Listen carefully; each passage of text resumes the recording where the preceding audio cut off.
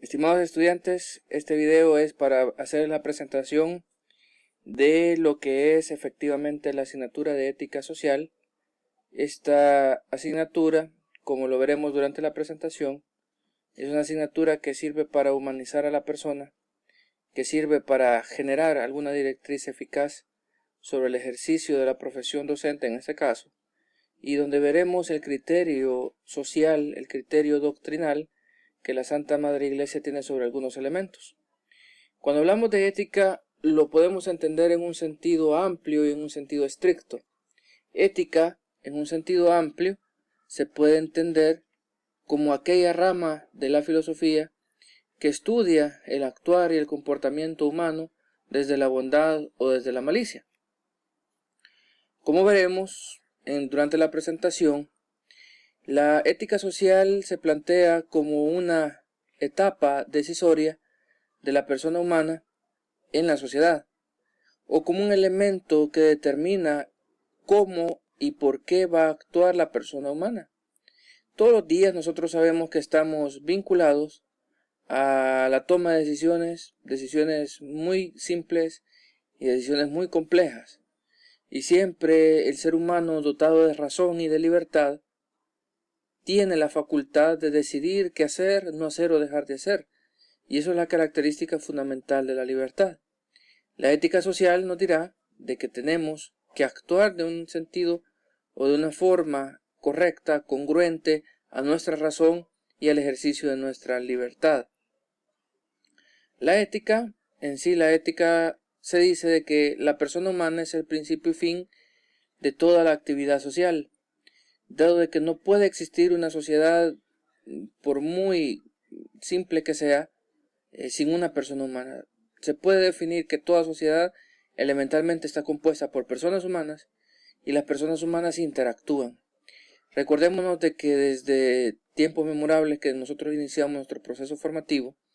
se nos decía de que una de las características fundamentales de la persona humana es que es un ser sociable por naturaleza. Entonces, en ese proceso de socialización que la persona establece con las otras personas, a partir, por ejemplo, de las primeras relaciones que establece con su familia, con su madre, con su padre, con sus hermanos, con su núcleo familiar, ayuda a que la persona vaya siendo un ser que comparta sus emociones, que comparta su afectividad, que comparta su intelectividad, que comparta también los conocimientos que posee, que comparta parte de sí mismo con los demás. Desde cualquier tipo de relación social, familiar, afectiva, social, asociativa, que compartan iguales tendencias, iguales objetivos, iguales fines, la persona siempre está interactuando. No se puede entender a una persona humana si no interactúa. No se puede entender a una persona humana sin que establezca relaciones sociales, ya que desde el momento de la concepción, incluso hasta la muerte, la persona humana es asistida por otras personas y está implícitamente vinculada con las relaciones que ésta establece. La ética, pues nos dirá la Santa Madre Iglesia, a partir de la encíclica Rerum Novarum, que es la primera encíclica social que pues presenta la Santa Madre Iglesia, muy interesada por las problemáticas sociales que se generaban en aquel momento, principalmente por dos corrientes fundamentales, una colectivista y otra individualista. La individualista, pues, un egoísmo puro que había surgido a partir de la Revolución Francesa, en donde se concibe la libertad como una facultad humana irrestricta e inviolable, y que tiene que ser plenamente garantizable por el Estado y por la sociedad en sí misma. Y la otra filosofía, que es una filosofía colectivista, que nace a la luz de la filosofía individualista, en donde se plantea como antítesis a esta, en la cual lo que importa es la persona como ser colectivo y no como ser individual. Ambas corrientes filosóficas generan un daño sumamente enorme a la persona humana y principalmente a la sociedad, dado pues que la persona humana no puede ser entendida nada más como un ser puramente individual, ni tampoco puede ser entendida como un ser puramente colectivo. Reúne ambas características. La persona humana es un ser individual, pero también es un ser social. Entonces, dadas las circunstancias, en donde el individualismo lleva a generar producto también de la economía, en la revolución industrial, cuantiosas ganancias a los empresarios, a los dueños de los medios de producción, pero que no lo hacen con una visión humana, la distribución pues de las ganancias, la distribución de los bienes, y la filosofía colectivista pues que dice de que la propiedad privada es el principal mal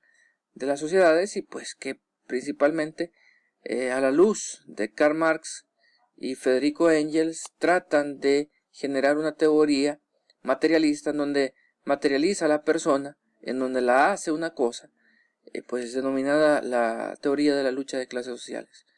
La persona humana no puede ser entendida como un ser eminente material, en donde el trabajo y la materialidad es lo único que la persona humana posee. La persona humana es más que eso, como ya se han visto en otras asignaturas de carácter humanística, donde la persona es un ser que posee dignidad y por lo tanto, por la misma dignidad ontológica que la persona humana posee, no puede ser considerada como un mero instrumento a la luz de la filosofía individualista, ni tampoco como un mero productor o como un mero buscador de beneficio material como lo hace la filosofía colectivista marxista. El Papa León XIII es por ello que se preocupa y publica la primera encíclica social denominada Rerum Novarum en el año de 1891, en donde hace una crítica muy fuerte a ambas corrientes filosóficas, económicas y sociales, en las cuales pues llama al humanismo y también llama a la reflexión de las personas, tanto los que abogan por una filosofía individualista como abogan por una filosofía materialista. La ética social es igualmente entendible a partir de 4 conceptos elementales. El primero es el concepto de la razón, el segundo es el concepto de la moral, el tercero el de la persona humana y el cuarto el de la sociedad. La razón se entenderá como aquella facultad que la persona humana posee y solo ella posee por el hecho de ser persona. Ningún otro ser sobre la faz de la tierra posee la capacidad ni la facultad de la razón. Por ello, el actuar de la persona humana no puede sintetizarse o puede menoscabarse en un porque sí o en un porque no. En la ética social se estudia el comportamiento humano, cómo la persona humana debe y deberá comportarse frente a ciertas conductas, frente a ciertos hechos, frente a ciertas circunstancias, pero siempre orientado hacia la razón. Es decir, la razón, como la luz natural que guía al hombre en su correcto actuar, es un elemento fundamental dentro de lo que es el estudio de la ética social. También tenemos la moral, como un complemento a lo que es la ética. La moral será la piedra angular en donde la ética construirá sus principios, construirá sus corrientes, construirá sus preceptos, construirá sus teorías, construirá los elementos base para entenderla. Es decir, la moral data o genera los principios elementales y la ética pues estudiará a la persona a la luz de cómo éste se comporta y cómo lleva a la concreción dentro de su vida social estos principios de carácter moral. Por eso, como se puede mencionar, no se puede entender que una conducta de una persona humana sea inmoral y sea ética, o una conducta sea moral y sea considerada antiética. Ética y moral son elementos completamente complementarios, son áreas completamente complementarias al momento de estudiar la vida y el comportamiento humano. El tercer elemento que es importante al momento de estudiar la ética social es el concepto de persona humana. Muchas veces en este mundo rodeado de filosofía y corrientes materialistas, en las cuales tratan de minimizar a la condición de persona, a un objeto, a una cosa, pues nosotros, como ya lo hemos estudiado en otras asignaturas y como ya también se ha visto en otros momentos, la persona humana es el fundamento y el concepto elemental que se tiene que entender y aplicar en toda sociedad. La persona humana posee dignidad, la persona humana posee libertad, la persona humana posee todos los derechos a la luz de su naturaleza humana, y pues por lo tanto el concepto de persona es un concepto tan amplísimo y tan grande que no puede ser reducido, por ejemplo, a conceptos como individuo, que dentro del concepto de individuo se trata de materializar solo por el hecho de individualizar a la persona, a diferencia de otras cosas, de otros objetos, etc. Y el último elemento, pues lógicamente es el de sociedad, y en la sociedad se entenderá de que la persona humana como tal pertenece a la sociedad, es decir, nosotros desde que somos concebidos, desde que venimos al mundo, tenemos una interacción directa con la sociedad. Y esa sociedad, incluso la sociedad primigenia, será la familia. Por eso se dice y se va a manifestar durante todo lo que será el desarrollo de la asignatura, de que la sociedad en sí está sustentada, está fundamentada en la familia. Si una sociedad no está bien fundamentada en la familia, pues será una sociedad errónea,